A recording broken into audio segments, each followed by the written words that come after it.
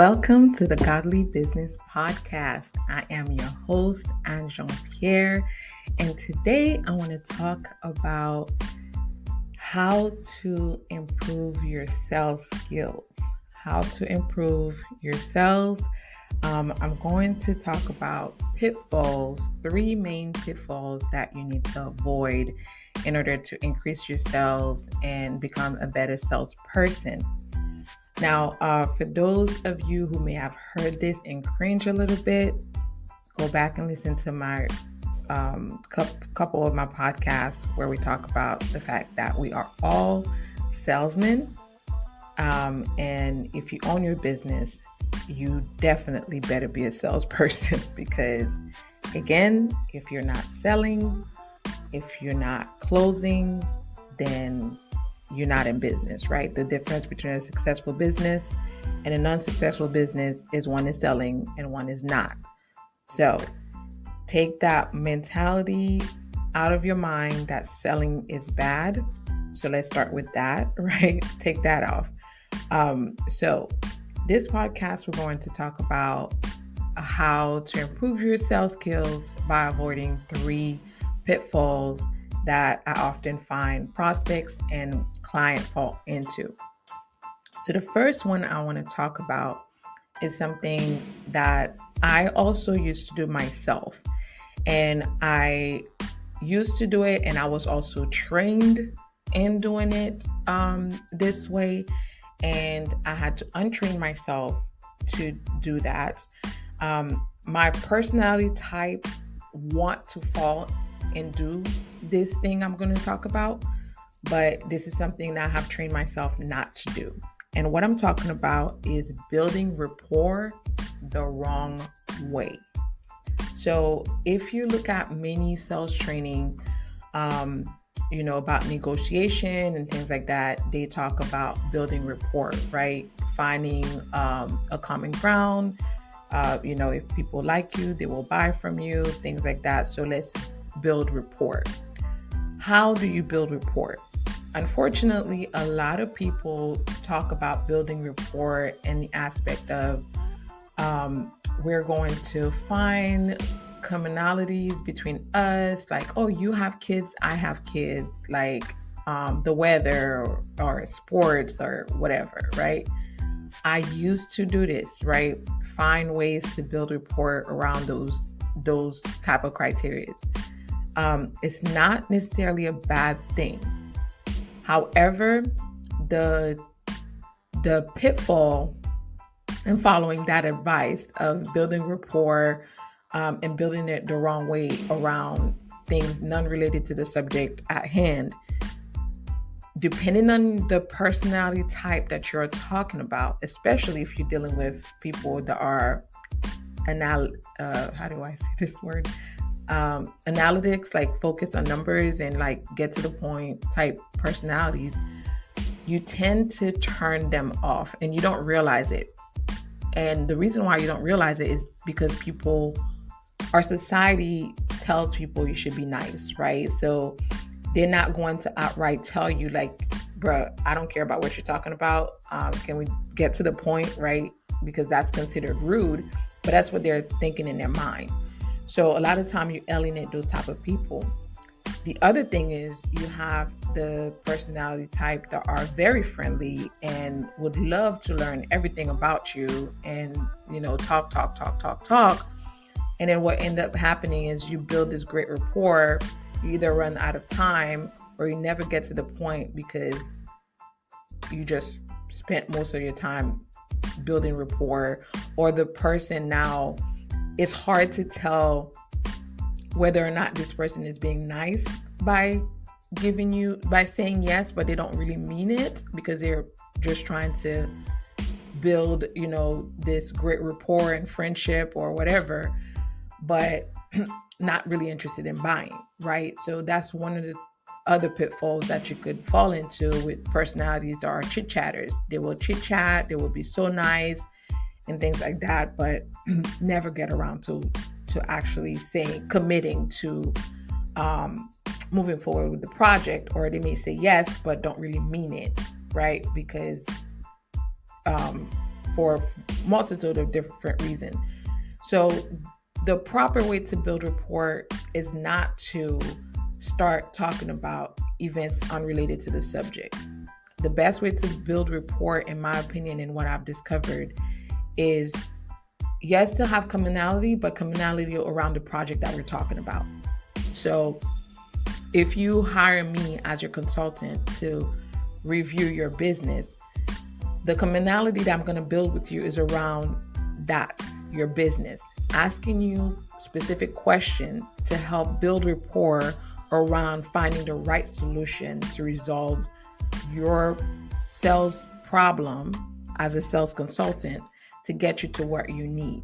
And then finding the reasons why you want to achieve that goal and what it's going to do for you in your personal life, in your business life, and things like that, and build rapport that way. So what does that look like, right? So let's say you're my prospect, and one of the challenges that you have is you're not sure how to, get the client to say to commit, right? So they seem to agree, but it seems like based on the conversation you had, this is the best product for them, this is the best solution for them, but they seem hesitant and they don't want to commit to saying yes, right? So what is a way to close that sale is what you're trying to learn from me, right? So my way of building rapport is maybe having discussions of what in the past have been challenging for you, and getting deeper into that, understanding what really scares you about that side of your business, then understanding how much of an impact it would be in your personal life once those challenges are over. Once you overcome those challenges in your business, what will your life look like? Once you start closing more clients, what freedom that would give you, and things like that. Getting to know you more personally, and that basis of me helping you get to the success that you're looking for in your business. That to me is the best way to build rapport, because one, now I'm getting to know you on a deeper level and connecting it based on your business, right? I'm getting to know the fact that, hey, if I can close 10 more clients a month, that will relieve, my prospect, right? To now have time to spend with her toddlers and be able to homeschool them more and things like that. That to me is the best way to build rapport. And also you find out things that you can use in order to leverage to close your sale, right? I call those little knowledge that you gain as golden nuggets. And those golden nuggets are what you will use in order to help you close the sale with that prospect. That is the better way to navigate the conversation and build rapport, instead of talking about subjects completely unrelated to whatever we're closing, right? I don't know anything about football, for example, like American football, not real football. Yes, I'm island, so football is what Americans call soccer. So I'm like real football, but I don't know anything about American football, right? So it would be like not sincere, right? Ungenuine, like for me to try to relate to someone just because they like football, to try to talk to them about, the Jaguar games or Dolphins, Miami Dolphins. Like, I don't know nothing about that. You know what I mean? So it comes as oh my gosh, I can't speak today, but not authentic. You're not being authentic and trying to build rapport in a way that is not true to yourself, and just trying to make conversation because you find out this person is like a big Jaguar fan. So therefore you're going to talk to them about football when this conversation has nothing to do with football. I hope you're getting what I'm saying. So the point is, building rapport in sales needs to be around the conversation that you're having. Building rapport in sales needs to be around the whatever aspect of conversation that you're having. Now, does that mean when you build rapport properly, it doesn't lead to other conversation? Yes, it does. But at the same time, what you have to keep in mind is the point of the conversation, what your end goal is, and to navigate the conversation, to keep control of the conversation. Because the other thing I find often is from prospect clients is let's say you have a 40-minute conversation, right? A 40-minute consultation. And you spend 20 minutes talking about, I don't know, like how you bake your cake. That has nothing to do with you as a consultant. You know what I mean? And you have 45 minutes to try to figure out if this is a good, program for this person or not, and if you guys should move forward. So avoid trying to build rapport, quote unquote, in order for you to get to know the client when it doesn't align you to your goal. The conversation is not related to what you need to do, and it just doesn't help. And like I said earlier, a lot of time it just alienates certain of your customers or prospects, but you won't know that because they're being nice and will not tell you. So that's something that you have to keep in mind. The second thing that I want to talk about is not assuming the sell. And what do I mean by that? It's called assumption sell, right? So we did the consultation. You spoke to your prospect. They seem somewhat interested, and then you don't say anything, or you kind of like in limbo. You have to assume the sell. Assuming the sell is, hey, based on what we talked about, I think I believe my package, my blah blah package will be the best package for you. So here's what I'm going to do. I'm going to send you the contract now. It's XYZ, and we could sign it. I want to email it to you now. Let me know once you receive it. You send it to them and then go over it and say, okay, when do you want to pick up the next schedule so we can start this project, right? You, based on the conversation we had, you're just assuming that, hey, we're going to move forward, right? Same thing if you're selling a product, okay? You show them the product, they seem to be interested, it seems to be the right product for them, great. So how many of these products would you like to get today, right? This is assuming the sell. This is saying, hey, based on our conversation, this is great for you. Now let's go ahead and close this. A lot of people don't do this in their sales conversation. They don't assume the sell. It's almost like they're waiting for the customer to tell them like, yes, I want the product, or yes, it's okay to move forward. You're the one selling. So you have to push for the customer to accept your offer, right? So, hey, where do you sign? This is where you sign. You know what I mean? This is how I accept my payments. This is how much the price is. So, example. All right, perfect. So I think this program will be the best program for you. It is $1,500. So we can start as early as next week. What schedule would work best for you? I'm available Tuesday and Friday next week at such and such time. Which day would work best for you so we could sign the contract and start? That's the closing statement. You saying, all right, wrap it up. We agreed. This is the best thing for you. I'm assuming you're agreeing as well. I'm assuming the sell. So we're closing, moving forward, scheduling for the next step. That's how you move forward with closing a sell, and assumptive close.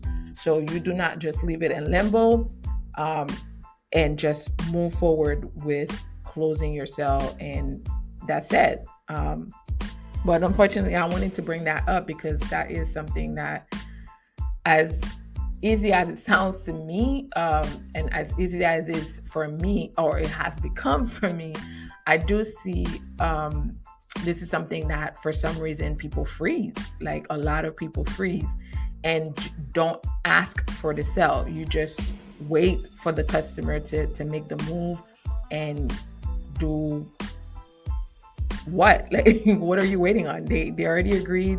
You already see that this is the right thing for them. and it's time to move on. There's so many things I could talk more about, assumptive sales and actually getting to the point where you are closing the sale and moving forward. And this is one example of you doing that. But this is something that needs to be done. You have to ask for the close. You have to ask for the purchase. You have to let the person know, okay, this is the price, we're wrapping up, and of course, this is also where the person can say no and ask questions and go back and forth. And this is where the negotiation begins. And a lot of times this is where people freeze, because they're not sure if this person says no, what is the next step? The next step is you start negotiating. You start asking the proper question to move them to the next, the next phase. And it's okay. Sometimes I remember when I used to work in retail, commission sales. I've worked in commission sales for like most of my sales career, right? So I remember in training, one of the things they used to tell us a lot is you don't take no until you get at least 6 no's. And I used to be like, bro, you tripping? Like 6 no's? Like, I think by the 3rd no, I think it's a no. But the training really shows you how like people say no because they really think that no is what they're supposed to say, right? The first no is them just saying no to kind of like get you to shut up, right? So they can move on and do what they have to do. So like, look at it this way, right?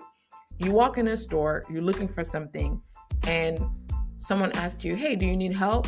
Most of us will automatically say, no, I'm okay, right? And then come back and be like, actually, I need XYZ.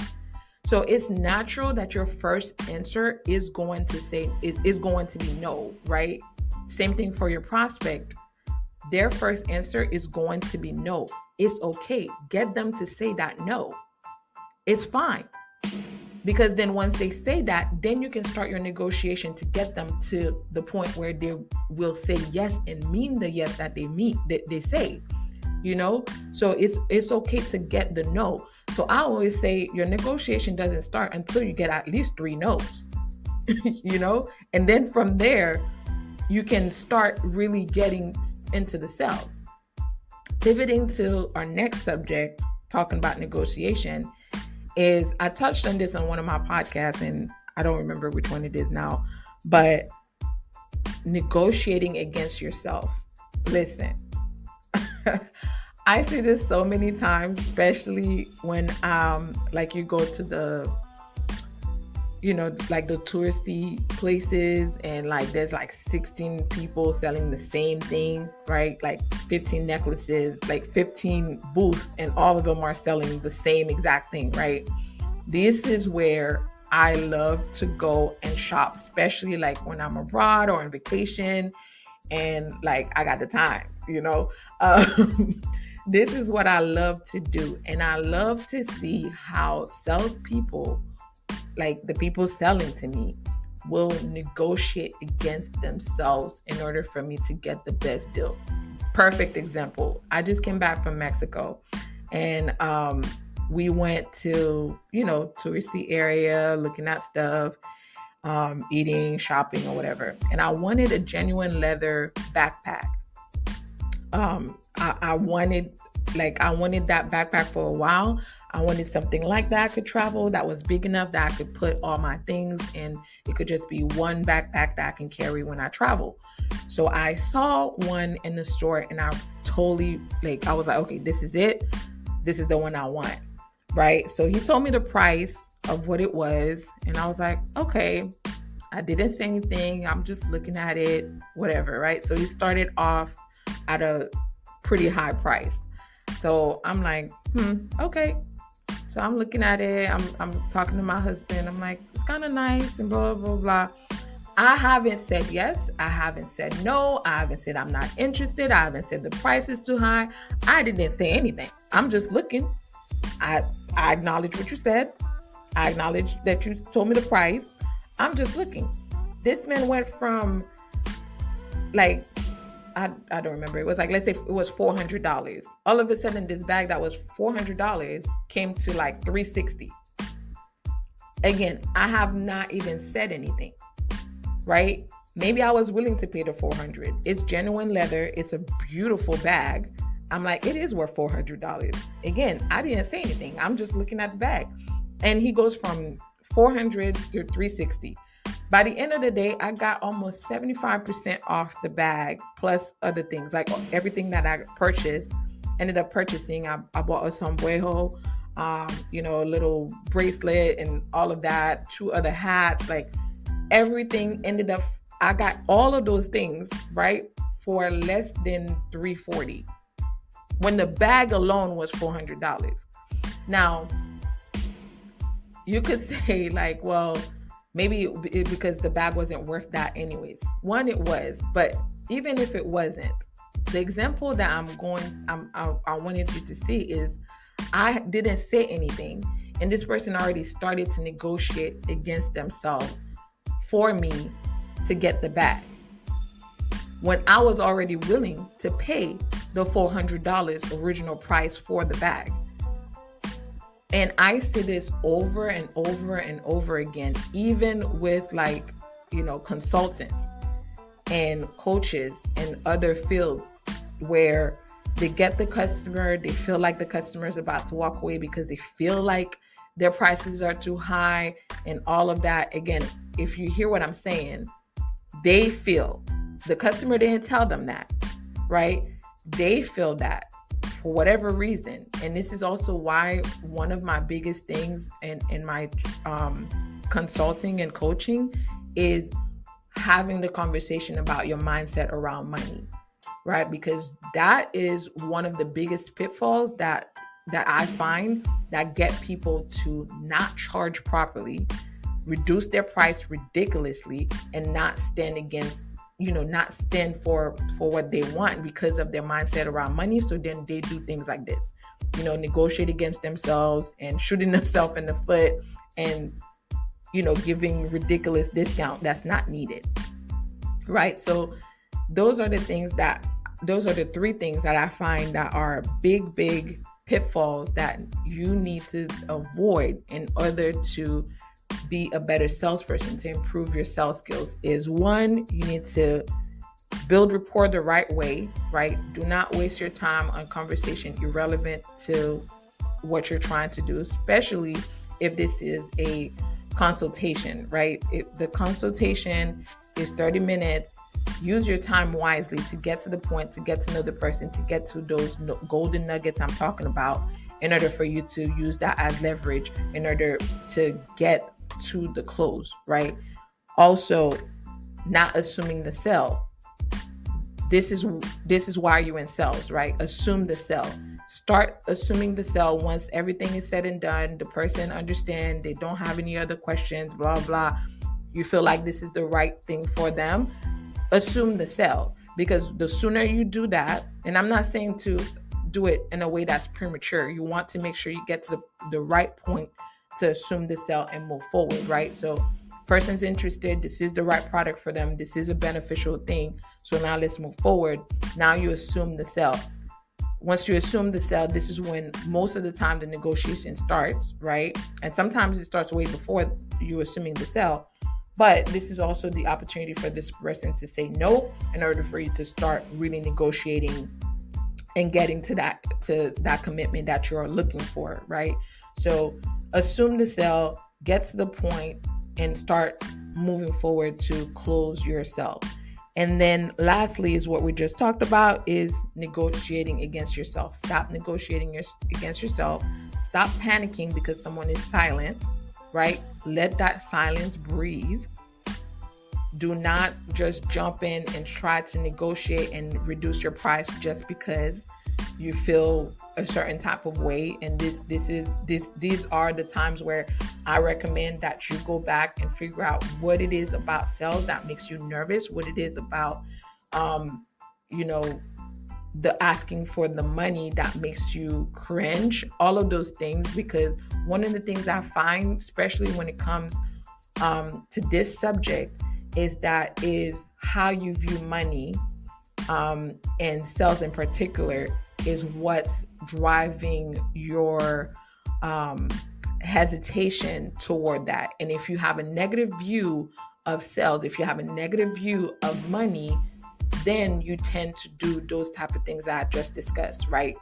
As far as negotiating against yourself. So it's very, very important for you to reflect on why it is that you do those things. And that's something that I cover in my sales training, to like rewire your brain around that. So when you are in a sales conversation, you don't fall into those pitfalls because you're nervous and you're scared and you're jittery and you're having all those negative thoughts over your mind, forcing you to jump ship because you're panicking.